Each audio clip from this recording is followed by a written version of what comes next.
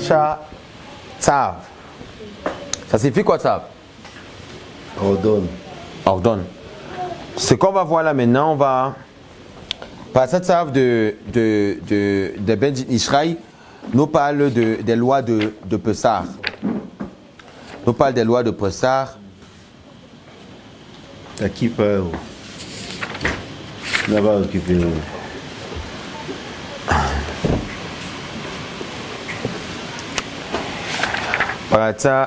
Allume là-bas, Abraham, s'il te plaît. On va parler des lois de Pessah. C'est vrai que je voulais qu'on voit les lois. Qu'est-ce que tu allumes? Tu vas allumer quoi? On va voir.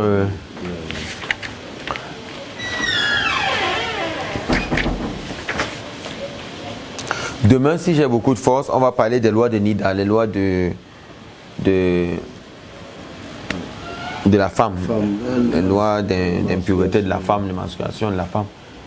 On va voir comment le cycle devrait se compter proprement dit. Je crois que si j'ai des forces, demain je donnerai ce cours. Bon, on va d'abord voir les...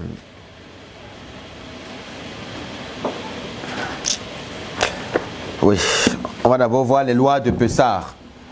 Alors, c'est quoi Pessah? Marron.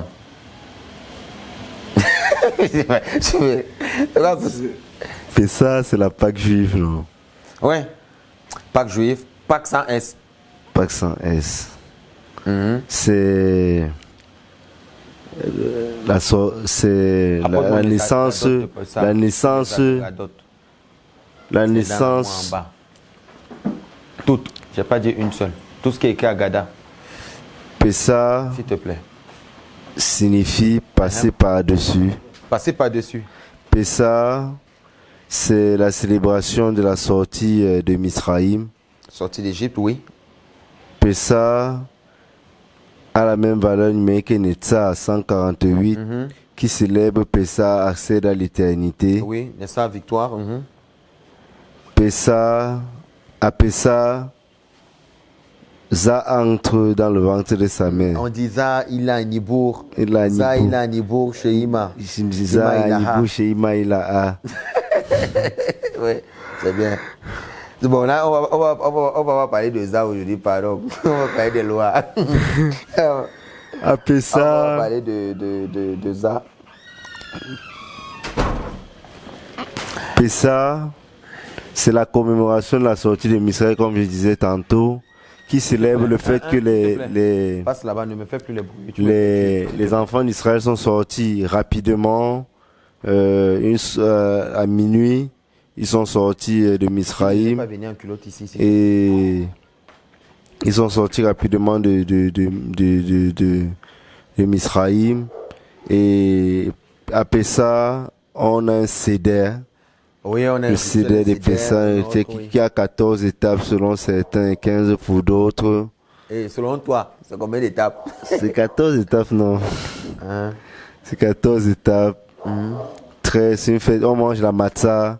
On mange la matzah. Il y a les pains sans levain. On mange les marors. Maror. Et il y a justement une phrase qu'on dit pendant Pessah, Pessah, matzah, maror. Les trois mots. Oui, on le dit, mais tu as oublié la chanson, non? C'est encore quoi la chanson là? Ouais, je veux la chanson. Toi, tu vas zapper, il y a un verre de vin. Peut-être c'est la fête de la libération. C'est la libération du peuple juif. Et on... Je veux la chanson, monsieur. Tu sais quoi que... Hein? Tu étais même là? Il n'était pas là. Mais il peut se rater. Tu connais encore la chanson? Hein? Non, tu connais plus. Maroc, la chanson des 14 étapes. Ouais. Moi, je... Shulrano Safun Bare Alaniца. Tu vas venir avec tes choses de l'autre côté. Non, ça c'est la chanson que j'ai apprise. Non, c'est pas. J'ai appris ça. Attends. J'ai appris ça. C'est quoi? Comment c'était où là? Judaïka. J'ai appris ça à Judaïka. Seul. Voici ça. J'avais donné une Agada à qui? Une Agada. Oui. Ça c'est. J'en avais deux en fait. J'en avais plusieurs pour la communauté parce que c'est pas grave, je vais fouiller. Tu connais plus ça, hein? Oui, le Kadesh Ruchat Kappa Diarat Magiro Tzamoti Matza Marok Oresh Ulchan Orer Tzafun Bare Alel Yotza. Tout est agréé. C'est ça, non? C'est mieux que ce que tu es venu avec tout à l'heure, alors. On m'a fait. Il t'attend. On m'a fait, on a fait. Kadesh Ruchat Kappa Diarat Magiro Tzamoti Matza Marok Oresh Ulchan Orer Tzafun Bare Alel Yotza. Tout est agréé. Il faut qu'on fasse bien Pessar. Donc, on a ce qu'on appelle, je dis qu'on a une Agada, c'est-à-dire un livre, Agada de Pessar, qui nous permet de connaître les différentes étapes de la Pâque. Mais déjà, il faudrait déjà avoir été formé parce que même si tu as le livre, c'est pas évident. Oui. Après, il y a le mystère de la ficomène. C'est quoi la ficomène? La ficomène, c'est la manne cachée, le morceau du milieu. Le morceau du milieu qui va être gardé et qu'on doit consommer avant minuit, qui représente en fait l'agneau de Pessah, parce que de nos jours on ne consomme plus d'agneau de Pessah, donc la ficomène va représenter cet agneau là de Pessah, souvent comme la manne gâchée, que les enfants, le chef de famille cache et les enfants sont souvent chargés de récupérer, ils ont un cadeau. Parce que c'est une tradition qu'on fait comme ça, une tradition. Donc c'est un peu, c'est la manne cachée, c'est l'agneau de Pessah. C'est le dernier aliment qu'on doit consommer avant minuit, avant la minuit Hatzot là il a. La vie ça va. Ok. C'est bien. La Agada, dans la Torah, le texte de la Torah, il est dit que par rapport à Pessah, qu'on doit raconter à son fils et à son petit-fils l'histoire de la sortie de Misraïm, de génération en génération. Et c'est un peu ce qu'on fait pendant Pessah. On vient relater ces événements qui sont passés, les 10 plaies, les miracles, ainsi de suite, tout ce qui s'est passé pendant Pessah à Misraïm, pour que les enfants puissent garder cette tradition-là. C'est une tradition qui est véhiculée et qui donne justement de l'espoir au peuple juif de savoir qu'il y a une Géoula Shelema qu'on attend, il y a une libération finale qu'on attend et on compte véritablement sur la Géoula Shelema. On espère toutes les années parce que quand Pessah arrive, on se dit toujours que le Mashiach va se manifester parce que le Mashiach est voilé, il est présent, il faut juste qu'il se manifeste. On se dit toujours que le Mashiach va se manifester pendant Pessah parce que à Pessah, on se dit le Mashiach sera là. Donc c'est aussi une des dynamiques de Pessah. Tu as fini? Ok. Alors, vous allez remarquer que la fête de Pâques, Pessah, tombe pendant la période, pendant quel mois Avril. Oui, vous devez donc et ça correspond à quel Nissan. Ça correspond à quelle planète? Mars. Ok. Planète Mars. En hébreu? Ma'adim. Alors, dans la planète Ma'adim, il y a quelque chose qui se passe. Vous devez savoir que c'est la planète de la guerre. C'est la planète de la guerre. C'est pour ça que la fête de Pessah n'est pas une fête ordinaire. Parce qu'on repart 3 types de ta'avot. Je l'avais déjà dit ici. 3 types de plaisirs. Il y avait le ta'avot mammon, le plaisir d'argent. Parce que les gens, ils n'ont pas compris c'est quoi. Quand je parle de 3 types de guerre, il y a il y a la ta'ava niouf, le plaisir par exemple des femmes. Il y a le plaisir des femmes, c'est des choses qu'on repart. Mais il faut savoir que Pessah, la fête de Pessah, elle a ceci de particulier pour les Juifs qui, justement, ont eu la révélation de cette fête. Le Seder de Pessah, qui justement a 14 étapes, les 14 étapes de Pessah sont liées à quoi? Vous devez savoir que 14 déjà sur le plan spirituel, c'est dit Yad. Yad, c'est Yud, Dalet, ça veut dire 14. Yad vaut 14. Et Yad vaut aussi dire quoi? La main. Alors, 14, c'est quoi? C'est parce que justement, l'agneau, il est tué le 14 du mois de Nissan. Du 14 au 15. Alors, vous comprenez par là que du début du mois de Nissan jusqu'à arriver à la date du 14, on peut se retrouver avec un seder de 14 étapes. Est-ce que les gens ne savent pas? Les 14 étapes, c'est pour reparler d'abord les 14 jours. Mais les 14 étapes sont d'abord liées à la moitié de la lune. Il faut bien comprendre ce que je dis. La lune, elle est divisée en deux.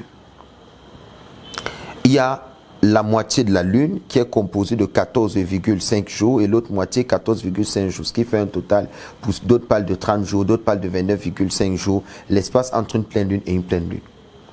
Je vous avais dit ceci, que lorsque même la pleine lune viendrait à apparaître, la pleine lune apparaît, si la pleine lune apparaît, ça veut dire qu'il y a les montées des eaux dans tout le monde entier. Si vous voyez une pleine lune avec vos yeux, sachez que le niveau de la mer augmente. Si le niveau de la mer augmente, ça veut dire que partout où il y a l'eau, il y a augmentation. L'eau représente quoi? L'eau représente l'étude de la Torah. L'eau représente la profondeur. Mais dans le corps de l'homme, il y a plus d'eau que ce que tu imagines. L'eau est donc liée à ce que j'appelle l'émotion. C'est pour ça que lorsqu'il y a une pleine lune, l'émotion de l'homme augmente. Chaque fois que l'homme verra la pleine lune, il sera beaucoup en colère et beaucoup sous tension. Parce que le niveau d'eau augmente dans tout l'univers. Dans tout l'univers, il y a l'augmentation d'eau. C'est la raison donc pour laquelle, lorsque le peuple était sorti avec Moïse, ils sont arrivés au niveau de la mer et ils ont remarqué que la mer qu'ils avaient l'habitude de voir, le niveau avait drastiquement augmenté. Vous comprenez ce que je dis? C'est très codé ce que je suis en train de dire. Le niveau avait tellement augmenté que Moïse n'a pas été capable de faire le miracle. La Kabbalah nous fait comprendre que, selon les notions de Kabbale, il a appelé certains régents qui sont avant le Ein Sof. Notamment, il a appelé Abba. Abba lui a dit, tu m'appelles, pourquoi? Il a d'abord appelé Zaza, lui dit, ne m'appelle pas, je ne suis pas là, je suis à Nibour. Je suis à Nibour dans le ventre de ma mère, je suis pas, parce que je suis à Nibour, je ne suis pas disponible, il ne faut pas m'appeler. Il a appelé Abba, et puis Abba dit, mais attends, toi tu m'appelles, pourquoi? Moi, il n'a même pas la capacité, si l'enfant il est à Nibour, moi qu'est-ce que je fais? Je suis à Hiroud. Il ne m'appelle pas. Il a appelé qui? Il a appelé Atik. Ari Ranpin. Le grand visage. Et là, lorsqu'Atik vient, c'est Atik qui fend en 12 passages pour que chaque tribu y passe à pied sec. Ce sont des codes très très forts. Ce sont des codes qui sont liés au pouvoir de la bouche. Même Chalar, on va comprendre plein de choses. Qu'est-ce qui s'est passé? La Pâque n'est donc pas seulement une fête ordinaire. Il dit, voici pour vous, ce mois sera le premier de tous les mois. Alors qu'on sait très bien que s'il faut considérer Nissan comme le premier de tous les mois, il tombe à quelle période selon le calendrier grégorien? En avril. Nissan, justement, qui est une marque de voiture. Et si Nissan tombe dans le mois d'avril, nous sommes dans le mazal du taureau. Shor, taureau. On est dans le mazal du taureau. C'est tous ceux qui sont dans le mois d'avril, tous ceux qui sont taureaux.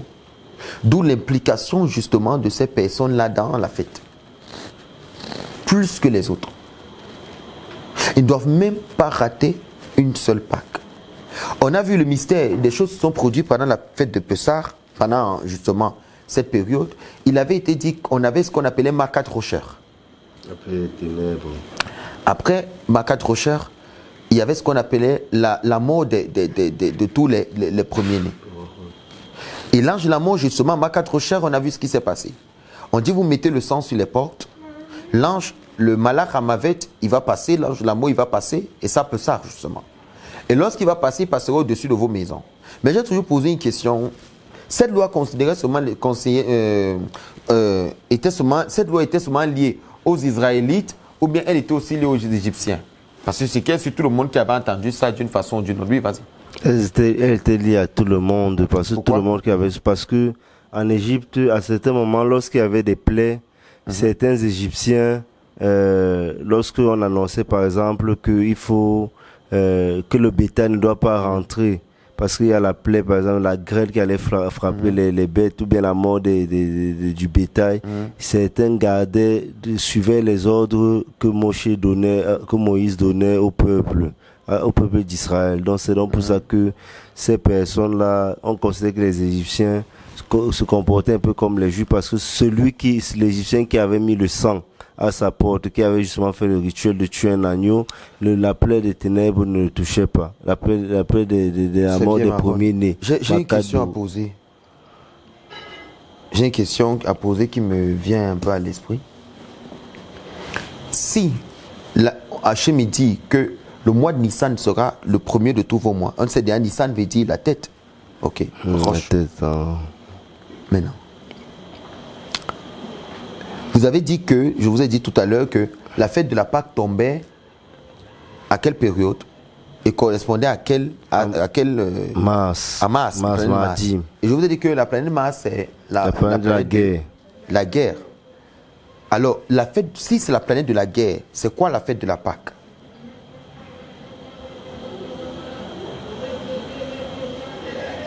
C'est quoi la fête de la Pâque? C'est la guerre contre les ténèbres, la guerre contre le mal. Oui, mais le rôle de la Pâque, c'est quoi? Pour toi qui as la rorma, toi qui as la sagesse, si peut-être tu dois expliquer à Maman Thérèse, parce que Maman Thérèse ne comprend rien à 14 étapes où elle va manger des feuilles amères, elle va les tremper dans du sel, du marron, elle comprend quoi dedans? Il faut pouvoir lui dire quel est l'impact. Si Mars est considéré comme la planète de la guerre, ça veut dire que Mars crée la guerre. Mais où? Mars crée la guerre en nous, dans nos activités, dans ce que nous faisons. Exactement, exactement. Mars agit sur nous. Nous recevons ce qu'on appelle le quantum. Le quantum. C'est quoi? C'est un terme de physique quantique. Ça signifie quoi? C'est l'univers. L'univers. Sache donc que Mars, que tu vois, lorsqu'on fait la fête de la Pâque, c'est pour créer, parce que la fonction de Mars, vous devez d'abord savoir en base 0 que toute personne qui est ici est influencée par un astre. Est influencée par un astre de par ce qu'il fait, de par ce qu'il touche, il reçoit l'influence justement de la planète. Dans le Rabbi Arachash, dans son livre, il en parle, dans ses sidorim de Rabbi Arachash. Ce que vous devez savoir, c'est que Mars agit sur nous de la façon la plus terrible que vous n'imaginez pas et provoque ce qu'on appelle la séparation entre les hommes et la guerre entre les hommes. Il faut bien comprendre ce que je dis. C'est pour ça que la fête de la Pâque, ce n'est pas une fête dans laquelle on célèbre un animal peut-être qui est mort ou un sacrifice. C'est la Pâque, c'est la fête où on fait la paix d'abord avec nous-mêmes, la paix avec nos activités, la paix avec le prochain. On arrive à changer la vibration, le quantum qui sort de cet univers de Mars, qui agit sur nous d'une façon négative. On arrive à changer cette vibration-là pour l'envoyer de l'autre côté pour commencer à vivre une année bonne. Parce que véritablement, vous devez le savoir, l'année, c'est maintenant qu'elle commence. Ouais. C'est maintenant que l'année commence. Si quelqu'un il veut mettre une structure sur pied, c'est après la Pâque. Pour ceux qui ont les secrets de la Kabbalah, ceux qui comprennent ce qui se passe dans le rituel de la Pâque, l'inversion des énergies et tout ce qui se cache dans la Pâque, ils n'auraient aucun problème. Ils chercheraient même là où célébrer cette Pâque-là. Pour que pour une fois, leurs énergies soient permutées et qu'ils puissent recevoir de bonnes vibrations venant de l'autre côté. Oui, tu voulais parler, vas-y. Tu ne parles plus. Tu expliquais la Pâque, non? Non, je veux comprendre. Tu expliquais, tu parlais.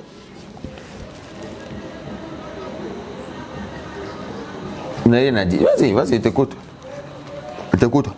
J'ai perdu de vue. Tu n'as pas perdu. Vous étiez en train d'expliquer. Moi, ça m'a plu ce que vous étiez en train de dire là. Ça t'a pas plu? Ce que vous étiez en train de dire là m'a vraiment surpris, m'a étonné. C'est donc pour ça que j'ai perdu ce que j'avais à dire. Tu as perdu pourquoi? Parce que j'étais impressionné par ce que vous avez dit.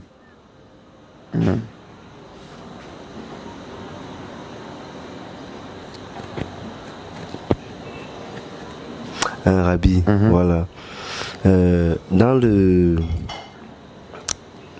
microcosme qu'est le judaïsme, en tant que, je ne veux pas dire en tant que religion, en tant que foi. Il y a ce qu'on appelle les mois femelles et les mois mâles. Je veux savoir, à partir de Nissan, les 6 mois entre de Nissan à Nissan, Sivan, à Elul, je crois Elul. Quels sont les mois femelles et quels sont les mois mâles pour que le cycle justement soit parfait. Si. Quels sont les mois femelles? Parce que quand vous avez, par exemple, vous avez dit que c'est le commencement, le véritable commencement. Je veux savoir. On va étudier ça lors d'un enseignement. Je n'ai pas envie de mélanger dans le cours aussi. C'est des choses qu'on va étudier lors d'un enseignement. C'est vrai que je ne voulais pas donner ça maintenant, mais même demain, on va en parler. Il faut savoir que la fête de la Pâque, l'influence que Mars fait sur les hommes âgés au niveau de Malrout. La Séphira et dans Séphira Malrout comme ça. 10e Séphira. Oui. C'est pour ça que vous allez vous rendre compte que si vous ne faites pas attention, quand cette période de Pessah arrive, vous aurez un costaud problème avec votre ataradisot, avec votre membre, avec votre partie intime. Ça, c'est des choses que je n'en parle pas maintenant, mais vous allez comprendre. Alors, vous devez savoir que le fait de changer la guerre était lié au fait qu'Abraham décide, comme ça, de venir changer, de prendre l'animal et de le sacrifier à la place d'Isaac. Parce que justement, c'est également cette connexion-là qui provoque l'effet comme ça de Pessah, parce que c'est la même période. Et ce même animal-là, qui sera finalement utilisé dans la même symbolique pour inverser justement l'orgue des choses, avec l'animal qui est tué, dont le sang est carrément mis sur les portes. Il y a des choses que je peux parler avec vous pendant le Seder, comme ça, de Pessah, mais que je ne peux pas dire parce que beaucoup de personnes nous écoutent ici sur ce que je vais dire. Beaucoup de personnes nous écoutent. C'est pour ça qu'à un moment, dans certains coups, je vais annuler les commentaires. Pour que les gens ils écoutent, mais qui ne parlent pas. Parce que il y a beaucoup de choses que je dis qui sont très profondes. Oui, qui sont très profondes. Notamment, vous allez par exemple voir la Pâque, c'est comment est-ce que certaines choses peuvent se faire pour annuler l'influence de certains astres sur nous. Parce que étudier la Kabbale, c'est étudier la physique. C'est ça, devenir un physicien.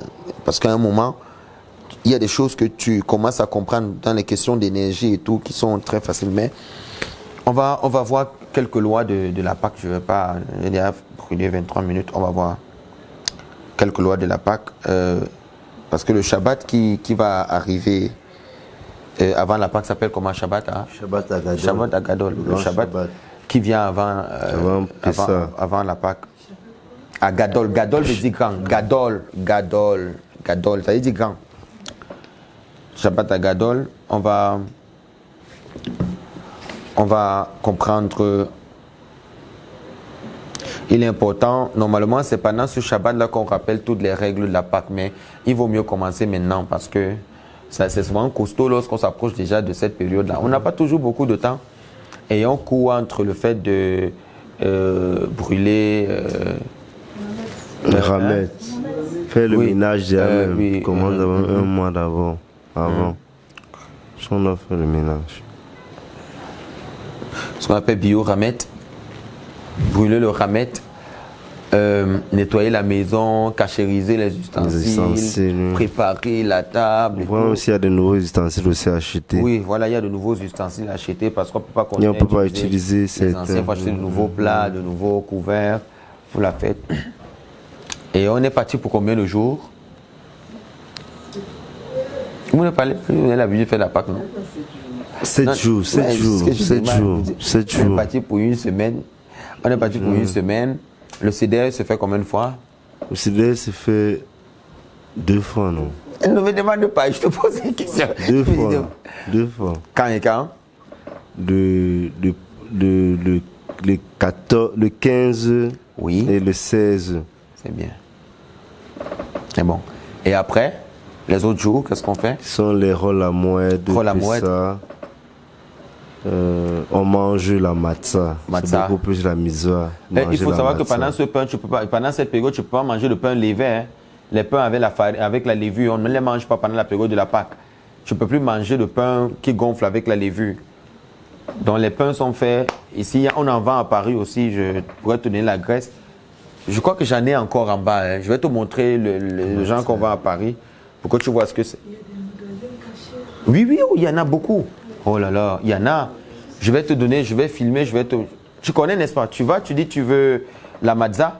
La matzah, c'est le nom, matzah, le nom du pain de Pessah. Tu dis tu veux la matzah. Je crois que ça vient 12 dans un sachet, je crois bien. On va t'en donner. Tu prends les quantités suffisantes que tu pourras manger pendant... Bah, t'es bien. Tu sais pas. Hein?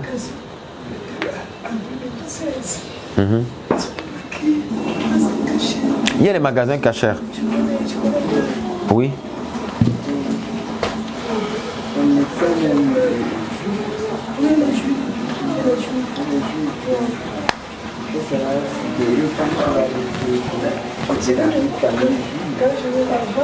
Hein? On va parler des alarot de Pessar, les lois de Pessar.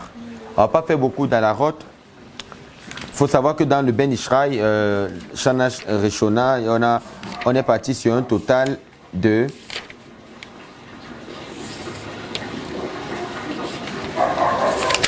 Ça sera beaucoup codé. Hein? On a plus de 30 alarot, un total, on a 43 alarot. 43 lois de Pessah. Il faut aimer l'école. Alors, Alara Aleph.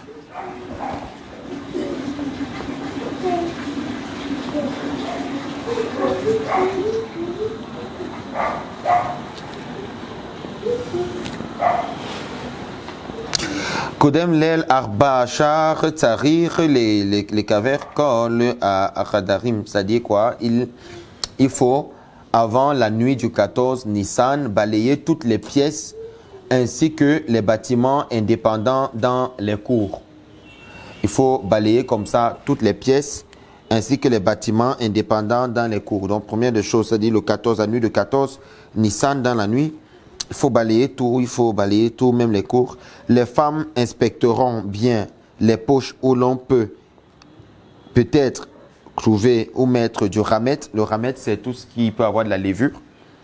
Le ramet, même si c'est peu probable, on doit bien les examiner. Au début de la nuit du 14, on recherche le ramet à la lumière d'une bougie, tout de suite après la sortie des étoiles.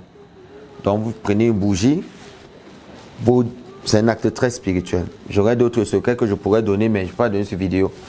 Avec la bougie, vous allumez une bougie la nuit du 14, et la première des choses que vous faites, c'est que dans la maison, vous recherchez le ramet à l'aide d'une bougie. Généralement, cette bougie-là symbolise quelque chose que je ne peux pas dire sur caméra, mais je vais vous dire. Qu'est-ce qu'il faut dire en l'allumant? Comment faire avec cette bougie vers laquelle on rapproche, tout au moins, on rapproche la bougie là vers le... Aidez-moi, le français est dur. Vers le ramet. Toi, Maron, tu ne m'aides pas. Vers le ramet. Vers le ramet. Avant de prononcer la bénédiction pour dire la bédika ramet, on se lave les mains comme l'indiquent les aromim. Ça dit quoi? Avant de dire la bénédiction, on va d'abord se laver les mains. Parce que tout le ramet qu'on aura récupéré là, qu'est-ce qu'on fait de lui? On va le brûler. On va allumer du feu. Tous les morceaux de pain qu'on aura cachés. En fait, on cache dans 10 endroits. Sur la Kabbalah. On cache dans 10 endroits et les femmes cherchent. S'il vous plaît, Rabbi, est-ce que vous pouvez nous parler de la petite fille du Kohen Gadol qui a eu un problème à cause je me rappelle de ça, à cause du fait qu'elle a mal, Elle a pris le ramet. Elle a mangé? Non, elle a pris de manière désordonnée le ramet. Je vous avais parlé de ça une fois. Je vous ai parlé de ça. D'accord, j'oublie vite. La fille d'un Kohen qui a eu des problèmes. J'ai oublié. Parce qu'elle avait pris, c'était par un ordre. Ça va me revenir. Tu sais, moi, je connais beaucoup de choses. Hier, je veux que vous dites après. Moi, j'ai bien aimé. Je voulais que vous nous parliez encore de ça un peu. Ça va me revenir. Je crois que mon cerveau, là, des fois, ça va revenir. Donc, ce que je disais, c'est, avant de prononcer la bénédiction, que vous connaissez d'ailleurs, Albiou Ramet. Albiou Ramet. Moi, j'ai ma part de CDR est toujours bizarre. Ce n'est pas un truc normal, moi. C'est-à-dire que... Excusez-moi.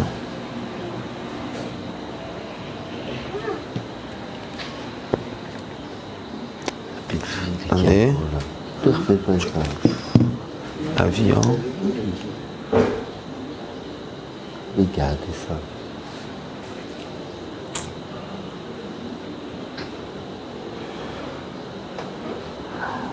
C'était... Ne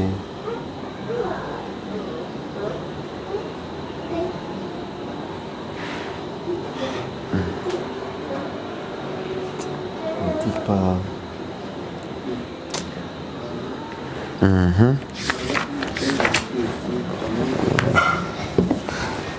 On brûle le ramet. Il y a un texte qu'on... Tu n'as pas vu? Non, cherche ma petite Agada là. Elle est petite comme ça. La moitié de cette page. Les petites faux... Regarde les petits livres qui sont là. Je crois qu'elle est tout écrite en hébreu. Hein. Il y en a deux, je crois.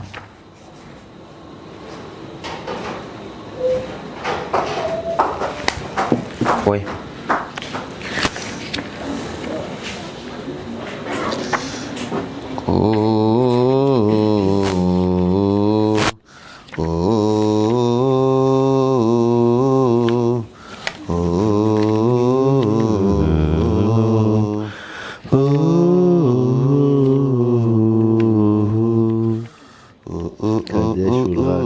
Le CD. Oui, la bénédiction, elle est là. C'est vrai qu'il y a d'autres textes. Vous voulez qu'elle apporte d'autres pour... Il y a d'autres textes qu'on lit pour...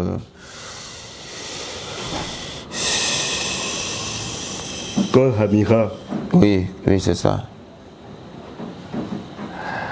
Kol Hamira, Deira, Reveroutir, Dela, Rezer, Dela, Reviatir, Livi, Revelani, Rakia, Fradiera.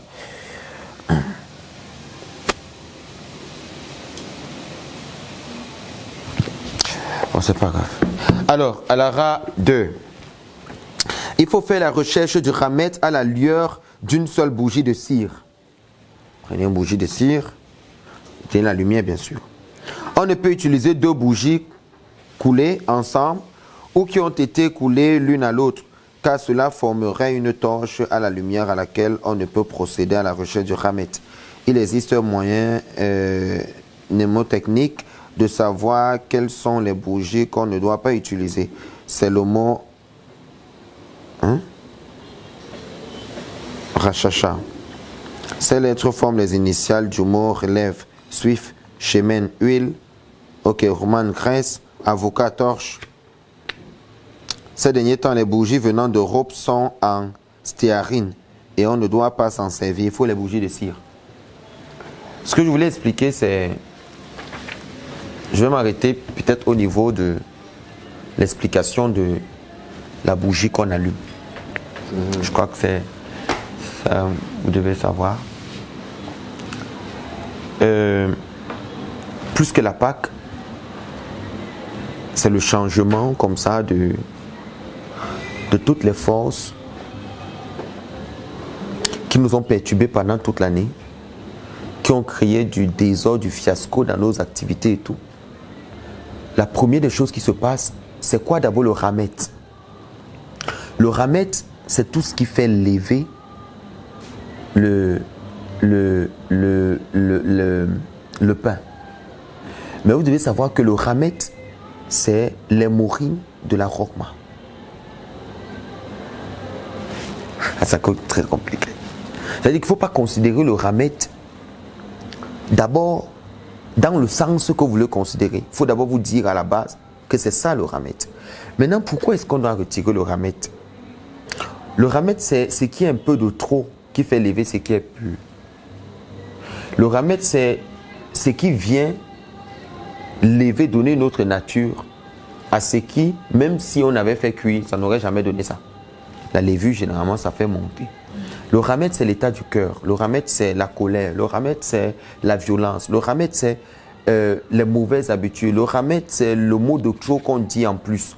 Le ramet, c'est ce qu'on ajoute qui ne devrait pas être. Le ramet, c'est le comportement. Le ramet, c'est la déloyauté, si je peux parler avec un faux français comme ça. Le ramet, c'est le manque que nous avons. Le ramet, c'est l'ajout que nous avons. Parce que s'il y a un manque dans quelque chose, c'est quelque chose ajouté ailleurs.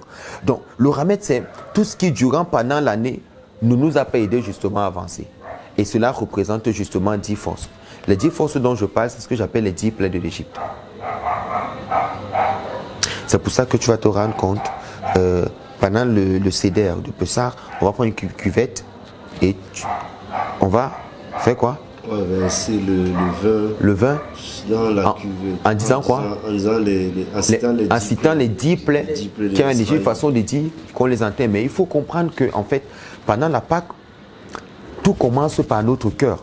C'est-à-dire qu'on ne veut plus voir les projets échouer, on ne veut plus avoir l'influence de masse, on ne veut plus avoir ceci. Donc du coup, on va d'abord faire ce qu'on appelle la recherche du ramet. La recherche du ramet, c'est quoi?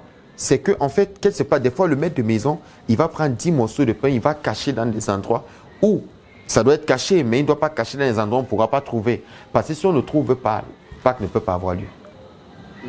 Ça ne peut pas avoir lieu. Donc il va cacher et il faudrait que cela soit recherché avec une torche, une lampe. Et que chaque endroit où ça a été caché, que les 10 endroits où on a caché soient retrouvés. Maintenant, ce qui est un peu choquant dans tout ce que je dis, pourquoi est-ce qu'on dit qu'on doit le rechercher le soir? Dans le cœur d'un homme, il n'y a pas une lampe. Dans le cœur de l'homme, il n'y a pas une lumière. Mais le cœur de l'homme, il pense. Donc, si on cache dans 10 endroits, on dit de prendre une bougie de cire avec laquelle on va allumer. Mais cette bougie représente quoi? Est-ce que cette loi-là doit être faite par une seule personne? Si on est dans une synagogue, forcément, oui, on fera dans une seule personne. Mais chaque personne a une maison, chaque personne a une pièce, chaque personne a une chambre, chaque personne a là où elle est. Mais chaque personne, en fait, pendant la recherche, chaque personne au lieu dans lequel il se trouve, il devra avoir une bougie. Ça veut dire quoi? Maman Thérèse va prendre par exemple une bougie, elle va allumer, mais elle va me dire, mais la lueur de la bougie, est-ce que la fonction de la bougie, c'est de m'éclairer pendant que je suis en train d'aller chercher là où il n'y en a pas? C'est ça l'erreur. C'est ce que la plupart des personnes ont pensé aujourd'hui, que cette bougie qu'ils allumaient devrait leur servir de torche pendant que les lumières sont éteintes pour rechercher les morceaux de pain. Rien à voir. Cette bougie est en fait la représentation d'une des personnes de ta vie. Je m'explique. Cette bougie est la représentation de l'un de tes ancêtres. C'est pour ça que la bougie doit être nommée par le personnage qui justement t'aide avec les forces que toi tu n'as pas à retirer à l'intérieur de toi toutes les forces négatives qui se sont constituées en ramet. Et c'est ça qui se symbolise par le fait que la main Yad, qui symbolise les 14 étapes de la Pâque, va aller prendre ce morceau et le mettre de côté, et puis tout est rassemblé dans l'ordre et on va maintenant aller brûler. Parce que même l'ordre avec lequel on recherche le ramet ne doit pas être inversé. Ça veut dire quoi? La manière avec laquelle on a déposé, on doit le retrouver parce que ça symbolise 10 entités bien précises. Oui. Moi, je ne joue jamais avec cette étape. Parce que c'est très important. C'est pour ça que même lorsqu'on dépose, lorsqu'on vient chercher après, il est important d'être dans la recherche. Mais avec une bougie, ce n'est pas la bougie qui vient torcher, mais la bougie vient tuer le pouvoir et l'effet qui a sur la chose. C'est-à-dire que la kavana est importante, l'intention de ce qu'on va faire. Je n'utilise pas la bougie, sinon je prendrai une torche. Mais pourquoi une bougie? Je ne peux pas prendre une torche, je trouve avec. Mais je prends une bougie parce que la bougie, pour moi, elle est très importante.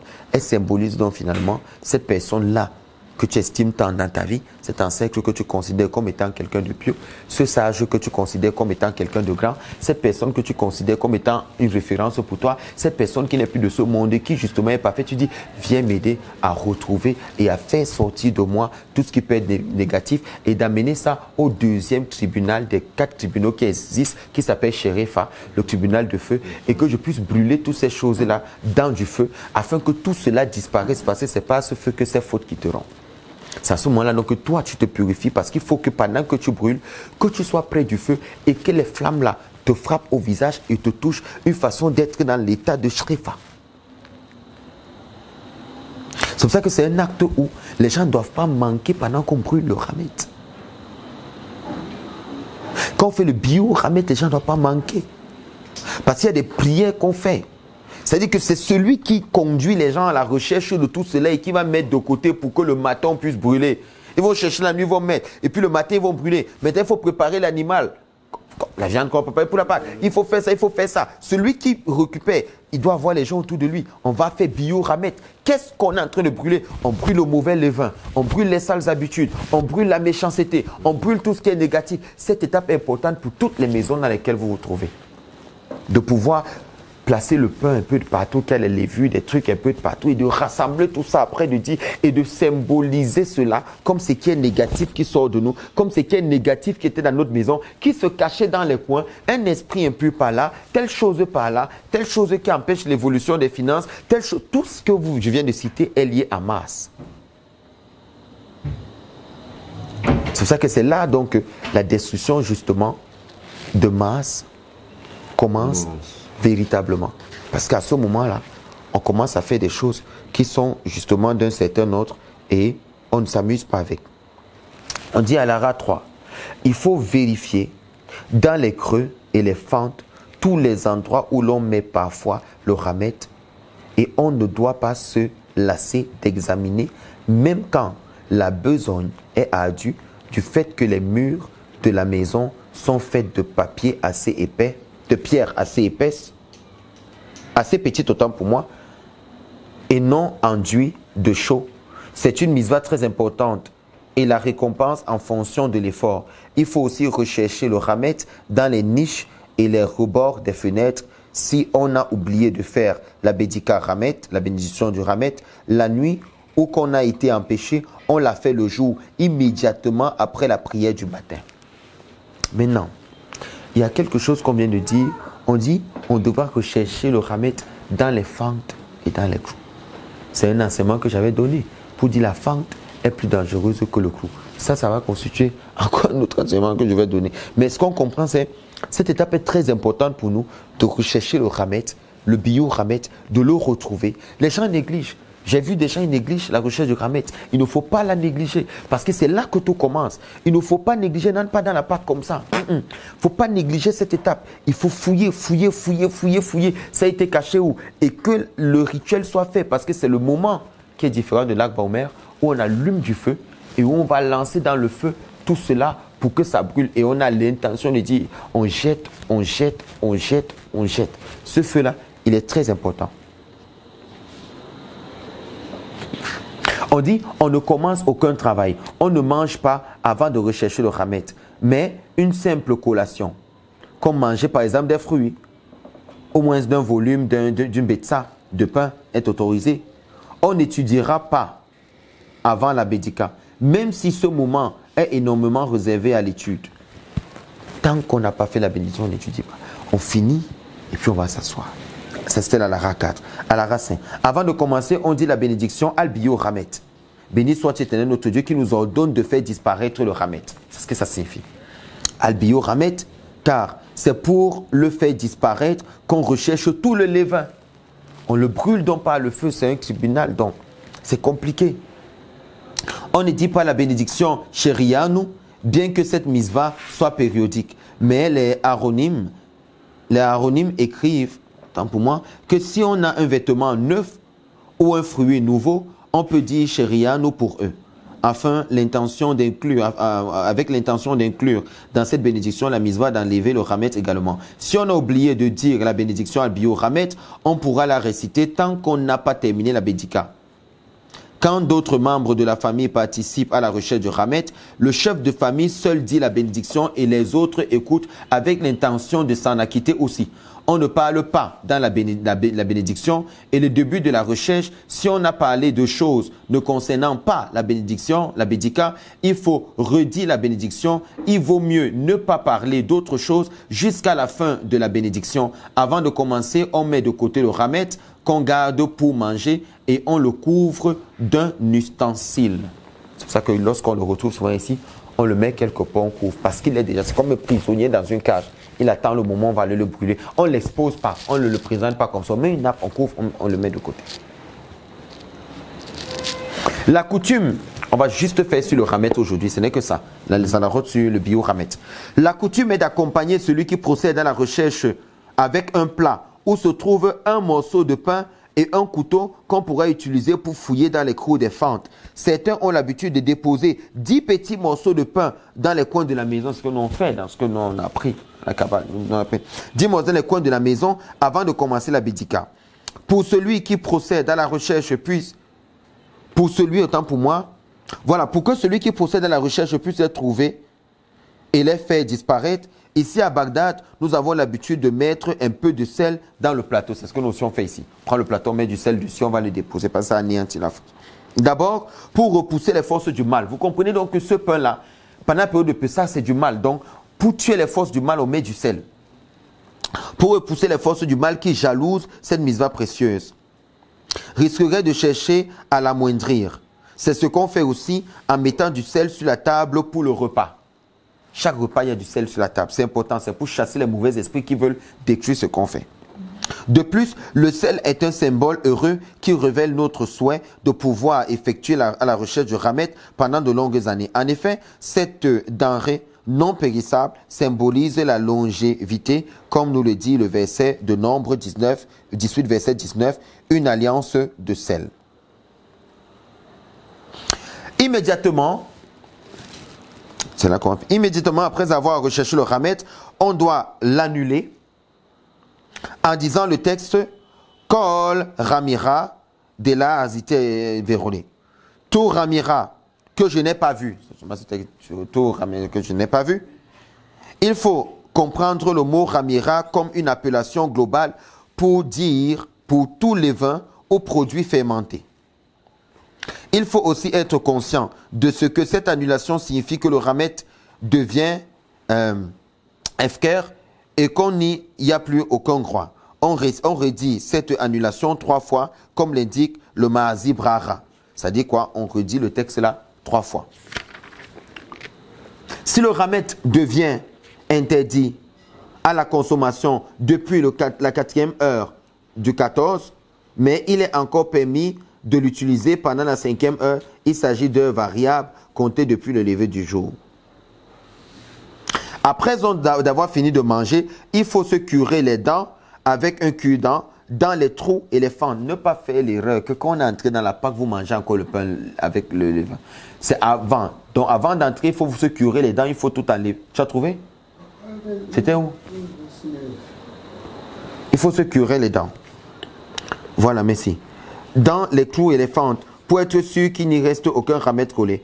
On se lavera ensuite et rincera bien la bouche et on se frottera les dents du doigt, car à Pessah, le Ramet est interdit même en quantité infime. J'ai fini, on a fini avec les alarotes, au moins du bio-Ramet. Demain, on va continuer avec les autres pour expliquer la suite jusqu'au déroulement de tout Pessah, qu'on ne fasse pas d'erreur. Qu'est-ce qu'il faille faire? Il est très important de faire cela symboliquement en mettant le Ramet un peu de partout dans la maison et venir le chercher avec une lampe qu'on nommera et qui sera une lumière pour nous. Ne pas l'éteindre après, la laisser fondre complètement et s'éteindre après, seul. Il ne faut pas faire, vous finissez de chercher après, vous éteignez. On n'éteint pas le feu avec la bouche. C'est vendre son âme, c'est perdre sa vie. On éteint avec le doigt. Mais vous laissez cette bougie, elle va brûler jusqu'à ce qu'elle finisse. Et puis, le matin, vous brûlez. Si vous n'avez pas pu faire cela la nuit du 14, vous attendez le matin, après la prière du matin, vous le faites rapidement et vous faites bio-Ramet, vous brûlez directement et puis c'est fini. Et là, vous êtes sûr que vous n'allez pas entrer dans la Pâque avec des entités forcément qu'on a créées pendant l'année, avec des forces négatives qui viennent de Mars, avec des quantums négatifs qui vont venir polluer notre maison. On est sûr qu'à ce moment-là, on a tout fait. On a tout construit. Baro Atale Olam, amen, amen.